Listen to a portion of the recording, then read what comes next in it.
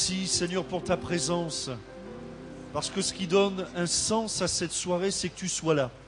Ce qui donne de la valeur à cette réunion, c'est que tu sois là. Ce qui donne de l'autorité à nos prières, c'est que tu sois là. Ce qui donne de l'autorité à cette parole qui va être prêchée maintenant, c'est que tu sois là. Seigneur, merci, parce que tu es présent par ton esprit et tu es agissant. Seigneur, merci d'agir au milieu de nous, de répondre aux prières les plus secrètes, de permettre que le malade soit guéri, que le perdu soit sauvé, que le possédé soit délivré. Au nom de Jésus. Amen. Amen. Et avant de vous asseoir, dites à votre voisin, Dieu est là. Amen. Voilà, vous pouvez reprendre place.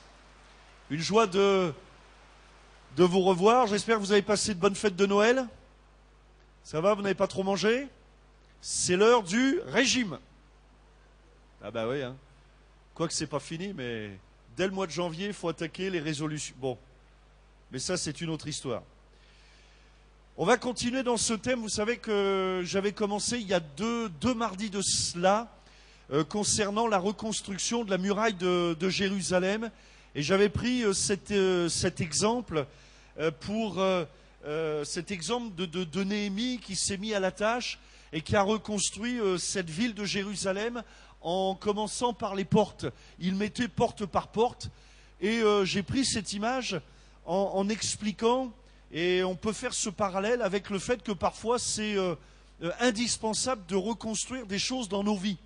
Et comment faire? Parce que malheureusement, le sujet reconstruction d'une vie, c'est un sujet à la mode. Pourquoi est-ce que c'est à la mode? Parce qu'il y a beaucoup de vies qui sont détruites, sans parler forcément de maladies physiques, mais on sait ce que c'est que la dépression, on sait ce que c'est que l'anxiété, on sait ce que c'est que la peur de l'avenir, on sait ce que c'est que la peur du chômage, on sait ce que c'est que de faire des cauchemars, et on sait ce que c'est que d'être aussi blessé par la vie intérieurement, on sait ce que c'est que d'avoir des problèmes psychologiques. On connaît toutes ces choses-là, et je suis sûr que si ce n'est pas nous qui sommes touchés, on connaît au moins quelqu'un dans notre entourage qui est touché par la dépression, par la déprime, par des sentiments destructeurs, voire même on connaît des gens qui vivent dans ces envies, vous savez, de suicide. Vous savez qu'en France, c'est 150 000 tentatives de suicide par an, tous les ans. Et avant la fin de cette réunion, il y aura eu en France 1 à 2 personnes qui se seront donné la mort. C'est 15 000 personnes à peu près qui se suicident en France tous les ans. Et 75% des suicidaires ont entre 15 et 25 ans. C'est terrible, hein? C'est dramatique. Et on peut se poser cette question, mais où est-ce qu'on peut en arriver pour... à quel point on peut en être quoi, pour avoir cette force quand même de se suicider, de se donner la mort, de s'arrêter de vivre. Et on entend de ces témoignages qui sont plus horribles les uns que les autres. Mais autour de ça, eh bien, on entend parler de vies brisées, cassées, meurtries. Et on a vu qu'il y avait des causes directes, alors des choses qui se sont passées dans notre enfance, des circonstances. Et puis parfois la vie est brisée par des mauvais choix, des mauvaises décisions. Et en plus du fait de vivre une vie parfois ratée, on vit avec cette culpabilité de se dire en plus c'est de ma faute. Ma vie est ratée et c'est de ma faute parce que j'ai pris de mauvaises décisions. Et bien Néhémie se retrouve devant la ville de Jérusalem et là il a en face de lui une ville là aussi meurtrie, cassée, brisée. Et quand je parle de la ville de Jérusalem, vous comprenez bien que ce n'est pas seulement des murs que je parle, mais aussi de ceux qui vivent derrière les murs. Et Néhémie voit, et son cœur sent, une ville qui est brisée, une ville qui vit dans le découragement. On pourrait presque dire une ville dépressive. Et il va recevoir dans son cœur cette volonté, ce désir de reconstruire cette ville. Et on va essayer de l'appliquer pour notre propre vie, de voir comment est-ce que c'est possible de reconstruire une vie et quels éléments il faut mettre en place pour qu'une vie se reconstruise. On a vu le premier point, et ce sont des rappels parce qu'on les a vus. Le premier point, c'est d'abord d'écouter la parole du roi. Mes amis, frères et sœurs, il y a une parole qui nous fera toujours du bien, c'est la parole de Dieu. Je ne sais pas ce qui se passera en 2010. Moi, je ne sais pas si 2010 ce sera mieux que 2009. J'en doute. J'en doute. Je pense qu'on n'est pas sorti de la crise économique. Je pense qu'on n'est pas sorti de la crise sociale.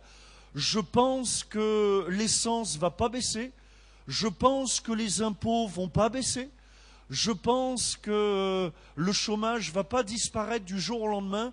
Alors je ne pense pas que 2010 sera une année plus facile que l'année 2009. Et ça, ce sont les nouvelles qu'on entend. Ouais, non? Je vous ai rien appris là. Hein, on ne vit plus dans les rêves. Bon. Mais il y a une bonne nouvelle. C'est la parole du roi. La parole du roi des rois. La parole de Dieu. La parole du Sauveur. La parole de celui qui est venu chercher et sauver celui qui est perdu.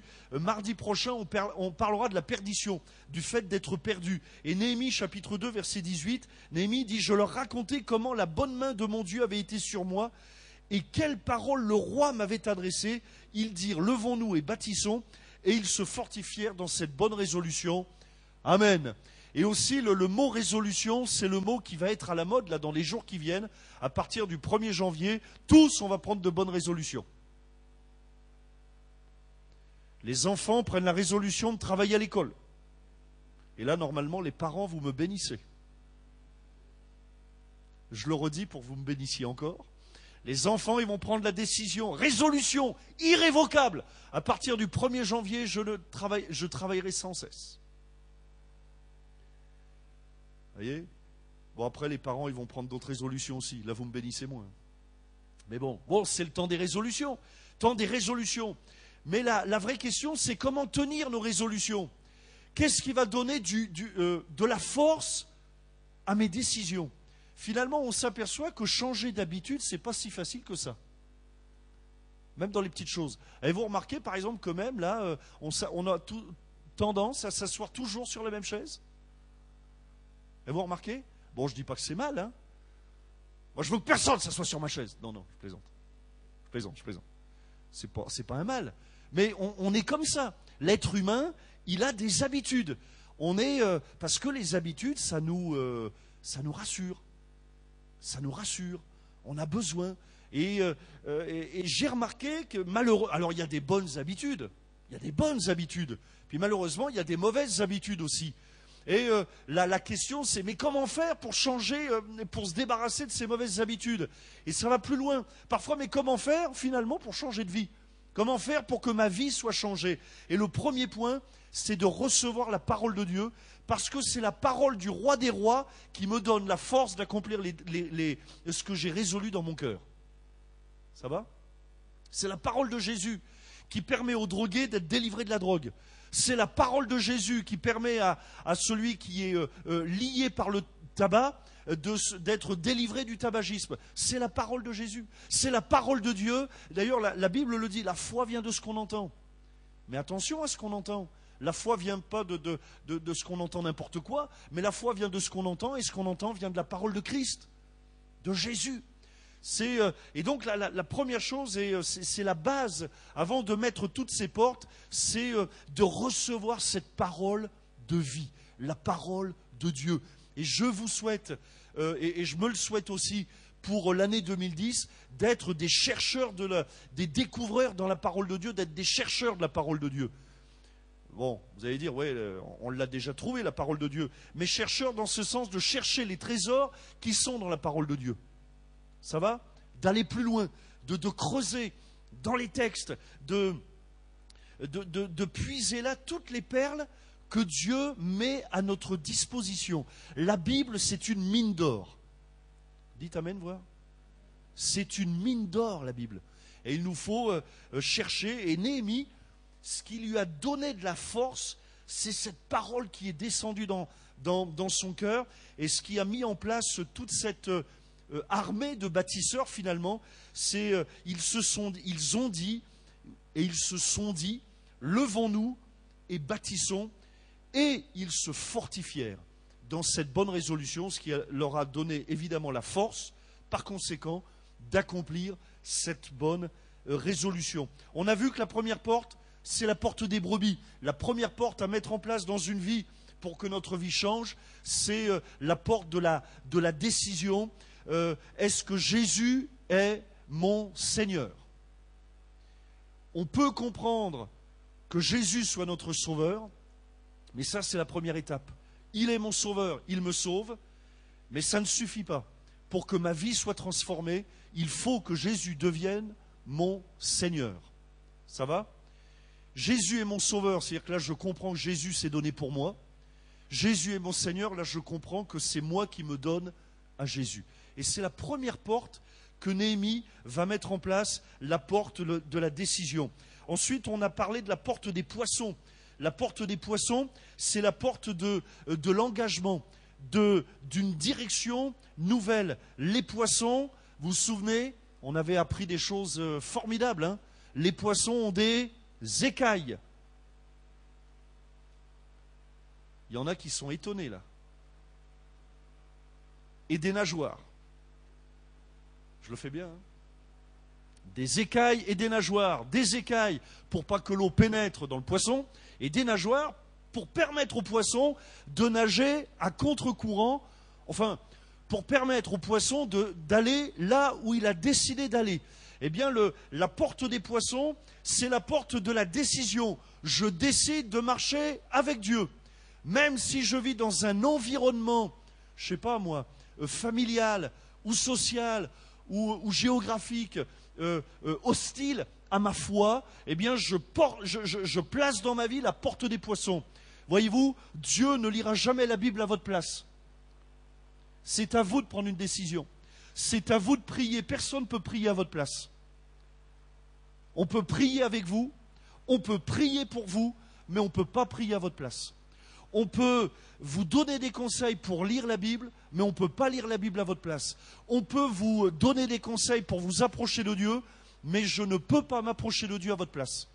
Vous comprenez? C'est à vous de mettre la porte des poissons, de dire voilà, là j'ai des nageoires qui me poussent, et les nageoires elles poussent quand on a une relation avec Dieu, quand on lit la parole de Dieu, Dieu nous donne des nageoires pour nous donner la force de nager dans la direction que Dieu veut pour nous. C'est la porte de l'engagement pour Dieu. On a parlé de la troisième porte, c'est la porte de la vieille porte, ou la porte de la délivrance. C'est en quelque sorte la porte de la foi. On va lire dans Romains chapitre 6, les 7 premiers versets. Que dirons-nous donc? Demeurerions-nous dans le péché afin que la grâce abonde? Loin de là. Et regardez bien. Nous qui sommes morts au péché, comment vivrions-nous encore dans le péché? C'est pour ça qu'on l'appelle la vieille porte. C'est la porte de la mort, si vous voulez. Verset 3. Ignorez-vous que nous tous, qui avons été baptisés en Jésus-Christ, c'est en sa mort que nous avons été baptisés. J'ouvre une parenthèse. Le baptême d'eau par immersion que nous pratiquons, enfin qui est pratiqué dans l'Ancien Testament et que par conséquent nous pratiquons dans nos églises. D'ailleurs, on a un service de baptême prévu au mois de janvier. Le baptême d'eau, c'est un engagement.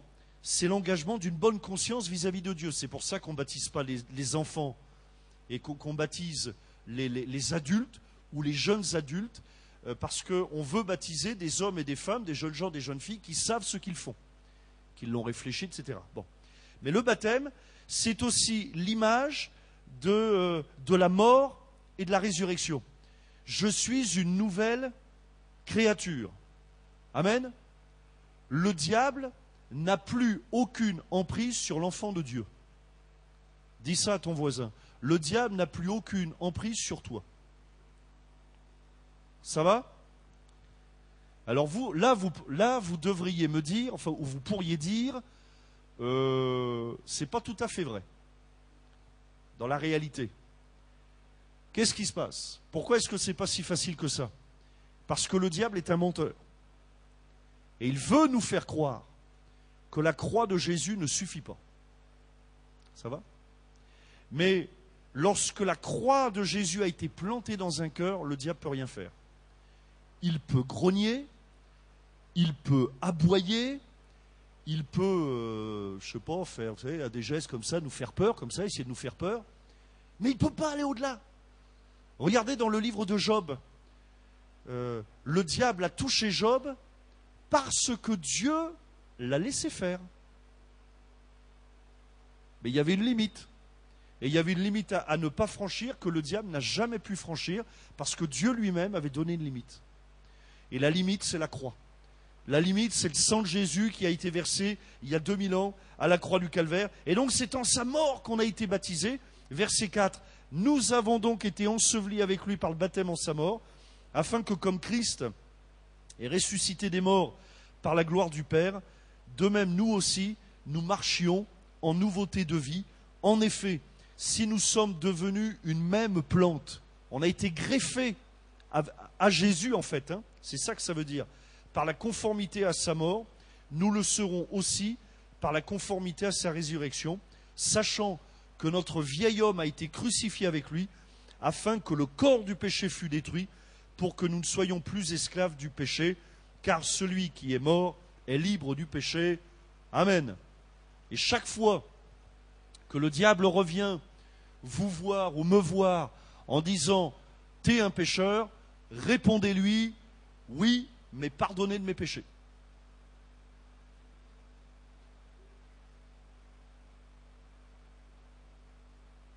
Et parfois même, moi je dis au diable, et tu connais pas tout.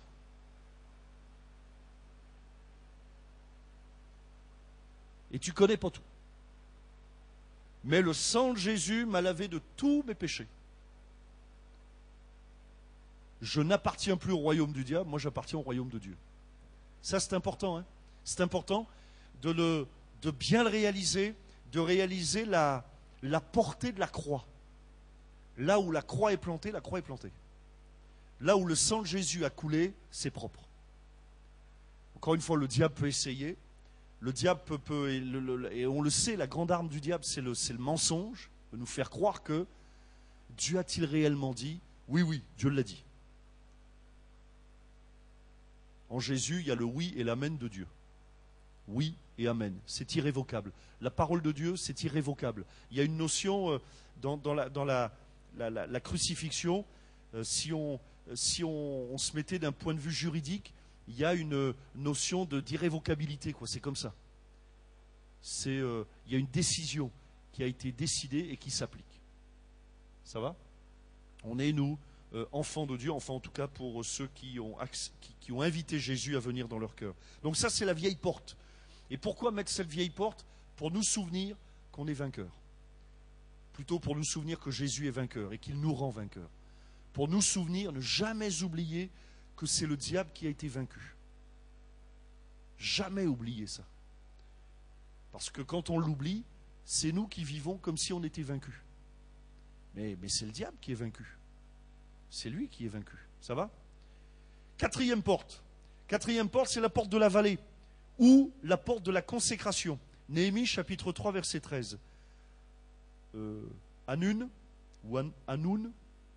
et les habitants de Zanoach réparèrent la porte de la vallée. Ils la bâtirent et en posèrent les battants, les verrous et les barres. Porte de la vallée. Matthieu chapitre 17 verset 1er. 6 jours après, Jésus prit avec lui Pierre, Jacques et Jean son frère, et il les conduisit à l'écart sur une haute montagne. Il fut transfiguré devant eux, son visage resplendit comme le soleil, et ses vêtements devinrent blancs comme la lumière. Et voici Moïse et Élie leur apparurent s'entretenant avec lui. Pierre, prenant la parole, dit à Jésus, « Seigneur, il est bon que nous soyons ici. Si tu le veux, je dresserai ici 3 tentes, une pour toi, une pour Moïse et une pour Élie. » Et on va arrêter là la lecture. Mais voilà que Jésus va dire à Pierre, faire comprendre à Pierre que ce n'est pas le moment de vivre sur la montagne. Pierre, lui, il voudrait rester là parce que finalement, c'est l'endroit, suprême de la bénédiction, quoi. Jésus est là, et non seulement Jésus, mais Jésus transfiguré, c'est-à-dire Jésus glorieux, vainqueur, tout est fait, tout est accompli, d'une certaine manière, par la foi, quoi, hein. C'est une vision quand même prophétique, mais bon, son visage resplendit comme le soleil, ses vêtements sont blancs comme la lumière. Je pense que c'est un clin d'œil, quelque part, que Dieu a voulu faire aux disciples proches de Jésus, certainement pour les encourager, pour que tout au long de leur vie, ils n'oublient jamais cette vision et qu'ils n'oublient jamais que la gloire du ciel les attend. Que même dans les moments de souffrance, eh bien, j'imagine que Pierre n'a jamais dû oublier cette vision qu'il a eue. Les théologiens disent que Pierre a été crucifié la tête en bas. C'est horrible, hein? Et j'imagine que même dans les moments les plus noirs, Pierre devait se remémorer cette scène et se dire, bon, moi, ma vie s'arrête pas là, mais moi je vais finalement là demeurer sur la montagne pour l'éternité. Et donc il dit, on aimerait bien rester là, mais c'est vrai que la parole de Dieu est remplie de promesses, mais je ne vous dirai pas toute la vérité si je vous disais, donnez-vous à Dieu et à partir de ce moment-là, tout sera facile. Moi, depuis que je me suis donné à Dieu, j'ai un réservoir dans ma voiture, il s'auto-remplit. Ah ouais, quand je marche dans la rue, moi, la grippe, elle recule devant moi. Vous voyez, quand je vais chez le dentiste, ma dent, elle s'auto-répare avant que j'arrive chez le dentiste. C'est pas formidable, ça? Et quand je chante, moi, j'ai une voix d'ange. Vous voyez que j'essaye? Non, bon cas. La vie n'est pas facile.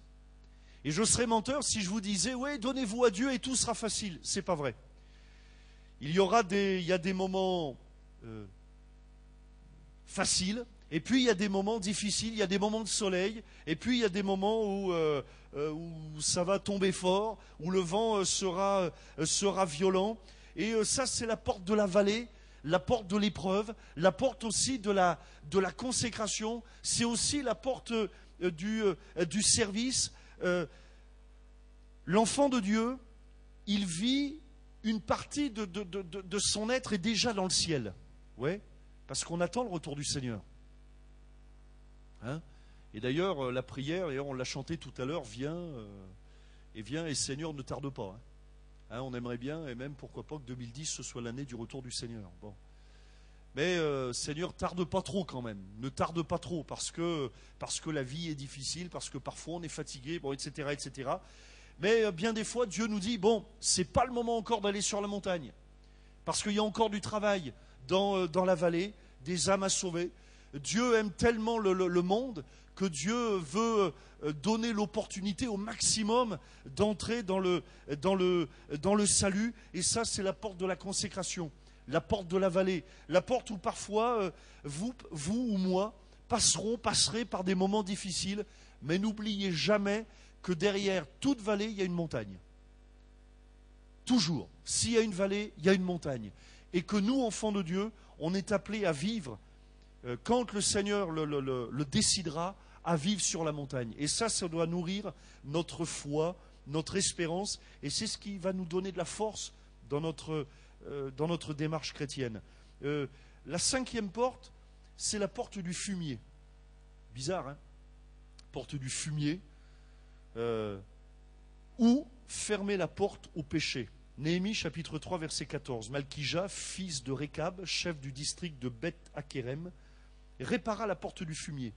Il la bâtit et en posa les battants, les verrous et les barres. La Bible parle beaucoup du péché. Le péché, on le sait, on l'a déjà vu ensemble, le mot péché, ça signifie manquer le but. La source du péché, c'est le diable. C'est le diable qui, le premier, a fait pécher Adam et Ève. C'est le diable qui a tenté Ève. C'est à cause du diable que Adam et Ève ont péché.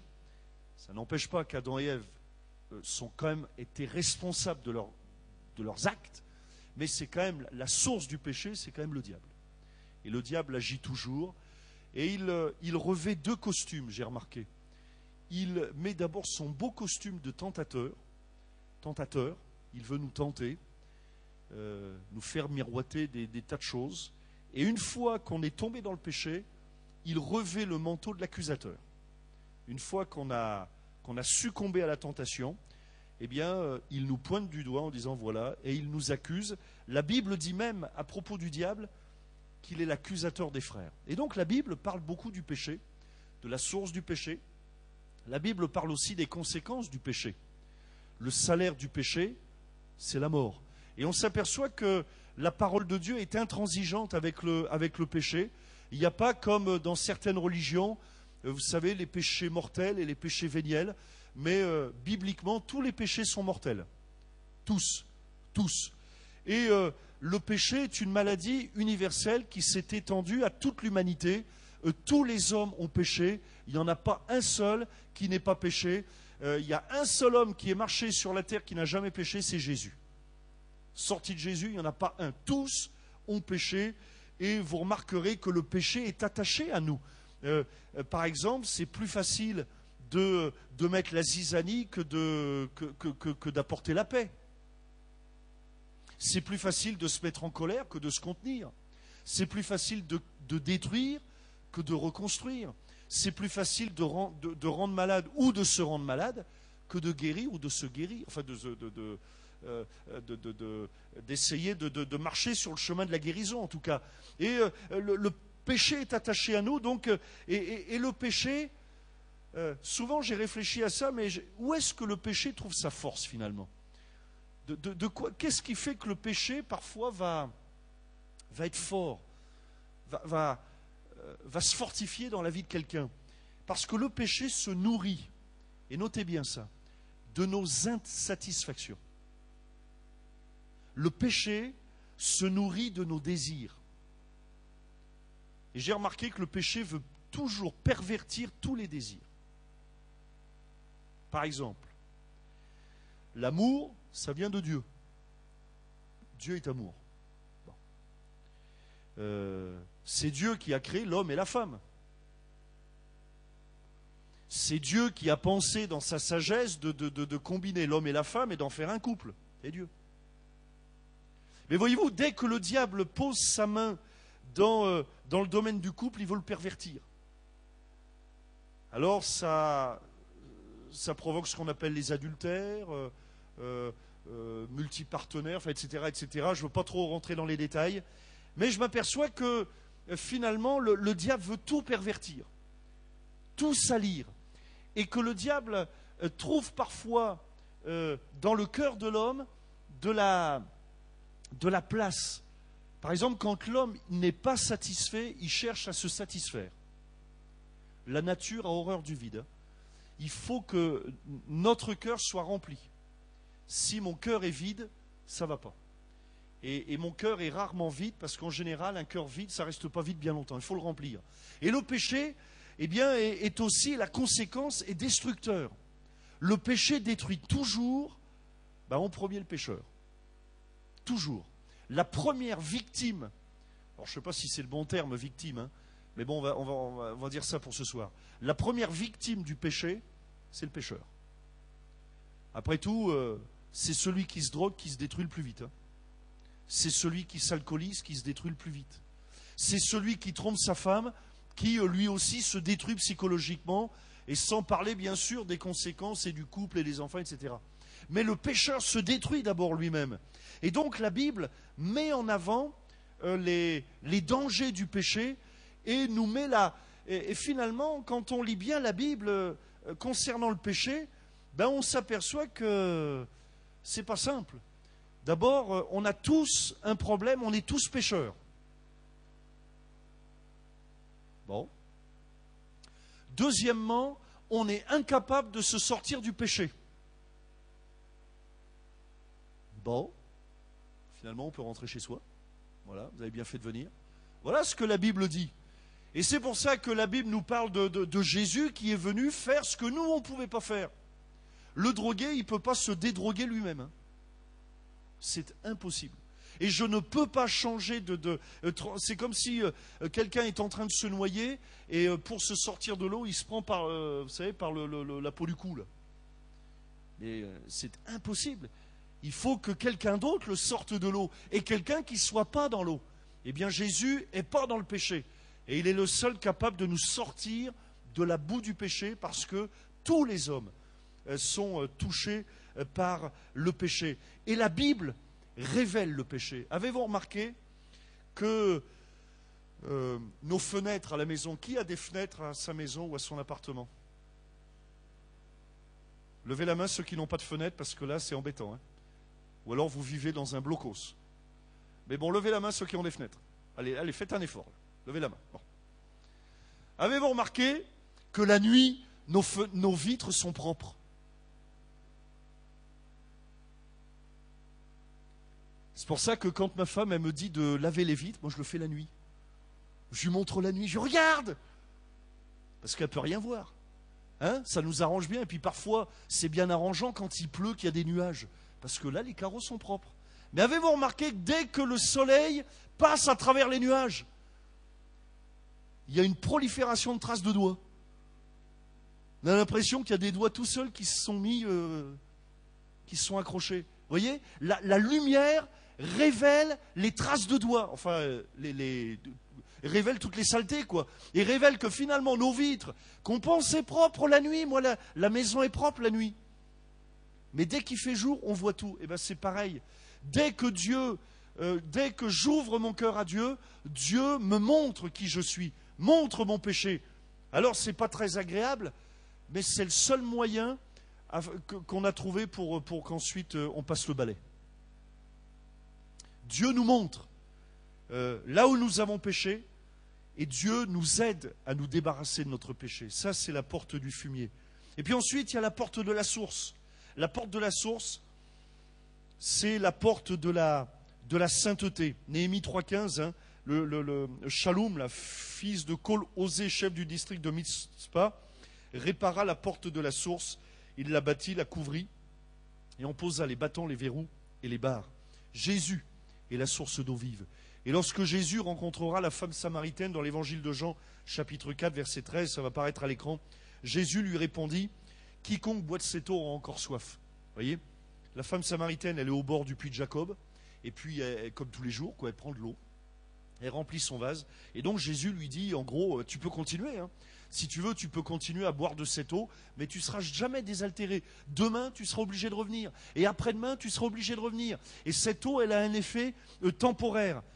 Mais, verset 14, celui qui boira de l'eau que je lui donnerai n'aura jamais soif, et l'eau que je lui donnerai deviendra en lui une source d'eau qui jaillira jusque dans la vie éternelle. La porte des eaux. Laissez-moi vous poser une question. Ce sera l'avant-dernière. À quelle eau buvez-vous ? Quelle est la source d'eau à laquelle vous vous abreuvez? Quelle eau vous désaltère? Dieu, dans sa parole, avez-vous remarqué, nous compare à des aigles, pas à des moineaux. Les moineaux, ils volent au niveau des pots d'échappement. Les aigles, ils volent à hauteur. Et là où ils boivent, les aigles, où ils vivent, c'est sain, c'est propre, c'est pas pollué. Eh bien, c'est pareil, les enfants de Dieu sont appelés, les humains, tout le monde est appelé à boire de cette eau qui est propre, qui est saine. Pas besoin de sommet à Copenhague, Dieu avait déjà prévu de l'eau propre, de l'eau qui désaltère, de l'eau qui fait du bien.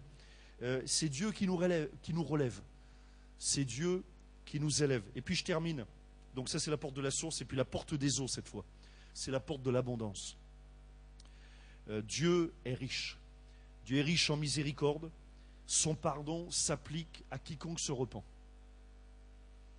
Et là aussi, c'est un des grands mensonges du diable de nous faire croire que, je ne sais pas, que ton péché, Dieu ne peut pas le pardonner.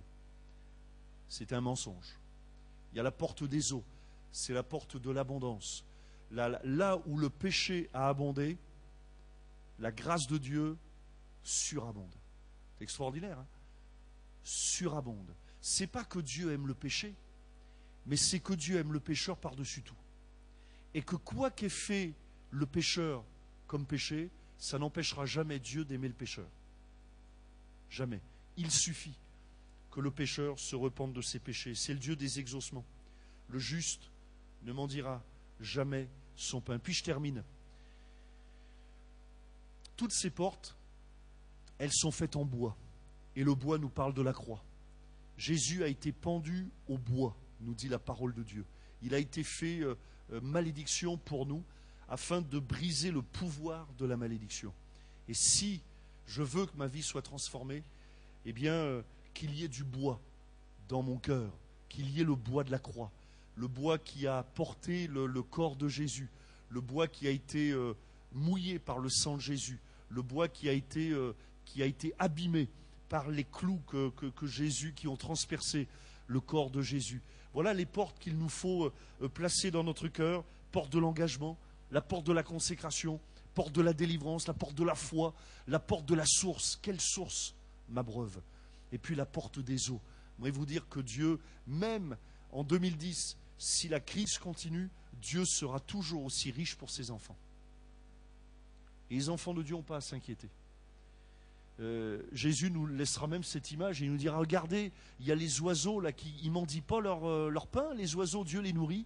À combien plus forte raison Dieu ne vous nourrira-t-il pas? Voyez-vous, Dieu prend soin toujours de ses enfants. Le juste ne mendira jamais son pain.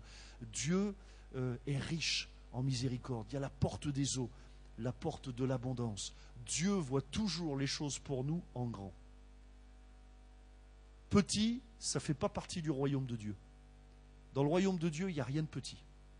Rien. Rien. Le seul qui s'est arrêté à petit, c'est, je crois, vous savez, sa femme qui a été transformée en sel, là. Comment? Lot. Lot. Le seul qui a été, il s'est arrêté dans une vie, il s'appelait Petit. Petit. Vous voyez, mais ça, c'était pas de Dieu. C'est sur l'itinéraire de Dieu, il ne faut surtout pas arrêter à la ville qui s'appelle Petite. C'est pas ça. Nous, on n'est pas appelés à être transformés en des statues de sel, à s'arrêter. Il est le Dieu de l'abondance. Amen. Puissions-nous placer ces portes dans notre vie. Seigneur, nous te bénissons pour ta parole, pour ton esprit qui agit dans nos cœurs. Te bénissons, Seigneur, parce que non seulement ta parole est la vérité, mais ta parole est puissante. Et je te prie, Seigneur, que la croix soit plantée dans les cœurs. Je te prie, Seigneur, que la parole de la foi suscite la foi, suscite des décisions, suscite des choix. Seigneur, là où tu marches, il y a la bénédiction. Là où tu marches, la maladie recule. Là où tu marches, c'est l'espoir qui pousse. C'est l'espoir qui renaît, qui vient, qui s'établit. Seigneur, merci d'agir maintenant dans ce lieu.